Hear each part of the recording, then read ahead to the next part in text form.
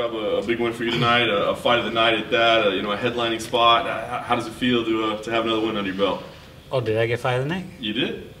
Sweet, it makes me happy. That makes up for getting hit. You know, he was awkward and he was strong. So you know, I had to be the veteran and make some smart moves, make some adjustments, and take him into deep waters, and then, you know, put it on him. You know, a lot of people, you were a heavy favorite coming in, but the first round, 2 of the 3 judges gave it to him. I think most of us scoring it gave him the round. Did he surprise you a little bit with what he was doing, or, you know, how did you feel that first round went? Yeah, just, you know, I wasn't as fluid in the first round. The very first kick I threw to his body hurt me throughout the fight, so they kept yelling. My corner was like, come on, throw some head kicks. But I didn't want to. It was just bothering me. So, you know, a couple of my tools got taken away, so I made some adjustments. And but, you know, like I said, he was a little awkward, and I made the adjustments, and I did what I had to do to win the fight. He certainly showed a heck of a chin as well. I mean, it was. I got to imagine that was one of the adjustments, right? It was realizing that he's taking these balls. It looked like you kind of switched it up a little bit. Yeah. Greg was telling me after, I think, the third that, like, all right, let's stop trying to knock him out. Let's go 70% power but higher volume, and put that pressure, because I was beating him with pressure, and then his most success was when I was running backwards. So, you know, I made those adjustments and you know, got the victory. It was tough to see from Keisha, but it looked like he sliced up his eye pretty good. What did that look like up close, and did you think it was okay for him to keep fighting? You know, I was so, like, in the zone that I really never got to get a good look at it. I just saw blood. But, I mean, there were times we hit the ground that I was, like, trying to, like, you know, hit it, like, with the palm of my hand. Once I stopped it that one time, I was like, man, I need to, you know, hit that more. You know, try to win any way possible within the rules, of course. But yeah, it started bleeding bad, but then in between rounds it'd come out and it wasn't bleeding, so I was like, all right, they're doing a pretty good job over there. You called out the champ. You want the title fight, the winner of the title fight, obviously, once it's combined. What is your timeline? Because we know you got a baby on the way, and I know you want to take some time to do that. So give us an idea of how 2017 looks for you, when you would want to fight again, and, you know, so we'd know if that does make sense time-wise. Yeah, I'm definitely gonna, you know, take some time off, but I'm gonna be training the whole time. I got a lot of good people around that I enjoy training at this point in my career. I feel like I'm a lot smarter at it. I enjoy pushing myself, so I'll be training. But realistically, fighting probably not till late December or early next year. Okay. When's the baby due? August. Nice. Yeah. He hit you with some left hands to the body and to the head. Were any of those powerful? Did you feel those? He hit me with one punch to the body that I was taking a deep breath in, and it caught me good. And I think I don't know if he heard me, because the crowd was being loud at the moment, and I was like, huh! And I remember thinking, I hope he didn't hear that. But yeah, it took the wind out of me just for a split second. I was able to recover, and other than that, I don't think he hit me with too many shots that really hurt. Going into the 5th, I think you asked Greg in the corner if he was up, at least with 1 round. Did he win 1 round? Were you worried at all how the fight was looking at the judges' scorecards? Well, I felt like I did enough to win most of the rounds. I thought that I lost the first round, just because his takedown and me not landing very much, and he landed a couple good shots. So I was just making sure, you know, asking their opinion, and they didn't want me to read too much into it, so they were trying to beat around the bush. I'm like, just tell me.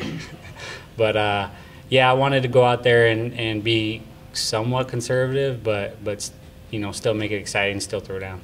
You know, this was a fight where, rankings-wise, looks crazy. A guy that's number 4 fighting an unranked guy, but you know, the fight goes the distance. But I still think it was a showcase for yourself. Ryan Stan was very complimentary of the evolution of your game. Do you still feel like you're growing time in and time out? Have we seen the best Cub Swanson yet?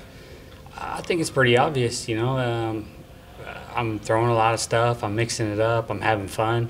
I'm in the best shape of my life. You know, I mean, I was able to push a pace, you know, that he couldn't maintain, and yeah, I think I'm the best version of myself. I don't think it was my best performance, but definitely a good one. You had a chance to fight the best in the world, Jose Aldo, a long time ago, and the fight didn't even really get to start before it was over. What would happen if you had that opportunity again to fight Jose? I think it'd be a great fight. You know, I know I've studied him for a long time. I know what he's good at. I know what I'm good at, and I know that I can make any fight a war and make them my fights. So I think it'd be a good matchup, and yeah, I'm excited to do it again. I took a lot of lessons away from that fight, and some that have molded me into who I am. All my losses, really, but that one in particular. And you know, I'd like to get it back. Although obviously has to get past Holloway. Who's your pick in that fight? Who do you think wins between Max and Jose? Man, I really thought Frankie was gonna be able to give Aldo a tougher test the last time, and I was wrong. But you know, I think Holloway's just been on fire. So I think it's going to be a hell of a fight. Don't know who wins it though. Who would you like to win if you're going to get that next title shot? Do you have a preference? Well, for the division, I think it's exciting for you know, Holloway to win, and it just kind of build more buzz. But I think if my chances of fighting for a title, it's more likely if Aldo wins, you know, because then it's not going to be a rematch, things like that. So I see both sides. Would it mean something to you to get another shot with Aldo, though? For the belt, you know, I've lost to both those guys, so they both equally sting.